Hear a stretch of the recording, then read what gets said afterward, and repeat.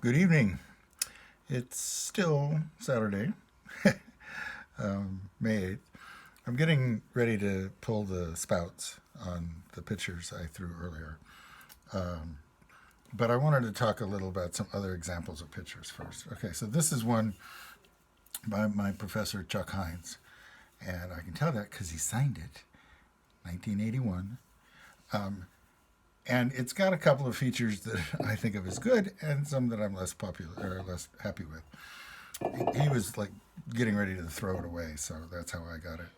So the thumb stop is a good idea to hang on to it. Uh, I find the handle a bit cramped, and the shape of it doesn't actually quite work for me. Overall, it's actually pretty thick, but that some of that may have been to protect it in the firing. It doesn't actually hold all that much, um, but it's got an okay spout in terms of it's not going to dribble, and that's what's going to happen is you're going to put your drinking vessel here, and the liquid is going to come out there, break over that sharp edge into your vessel, and not go back up this way and then down if it's dribbling. Okay, so that's Chuck's, and he would tell you that he wasn't big on functional pots.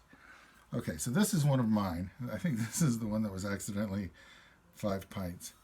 Um, okay, I like a fairly generous spout, and again, it's curving out so that, okay, so the liquid's going to be at this level, and as you tip it, it's going to come out that way, and it's going to fall off the edge of the spout into the vessel, and hopefully not go back this way and down and drool.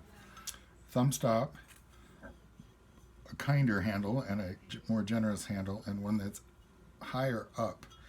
Down here is hard for leverage. Here you can tip it. I mean, you're going to have the center of weight be right here, and of course, big belly, easy to clean, so on. Okay, so let's get into the technique.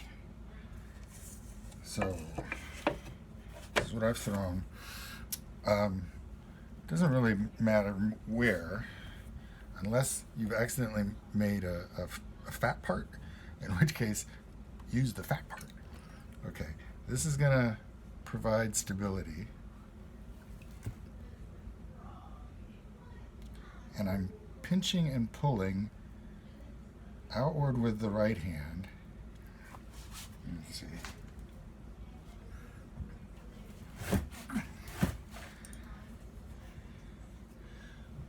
While holding back, because I don't want to pull the whole thing all over. I want to localize what I'm doing.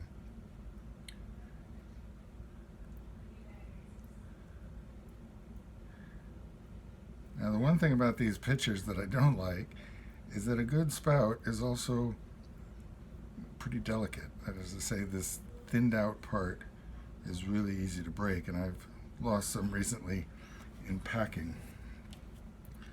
Okay, so then you get behind it to judge it.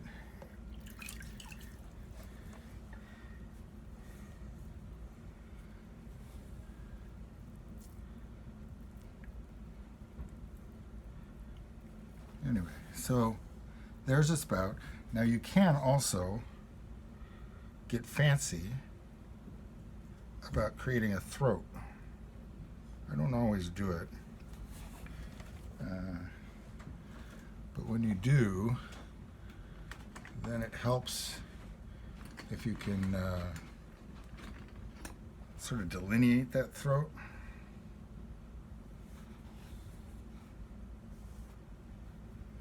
Anyway. Okay, so I still haven't trimmed it. But remember, most of this is done, at the correct thickness. The only trimming I will likely have to do is down here near the base, and down here near the base, and it's also still attached to the bat, so I can do that trimming without having to turn the thing upside down. So when it's stiffer, then what you do is you use something like this to create a center line.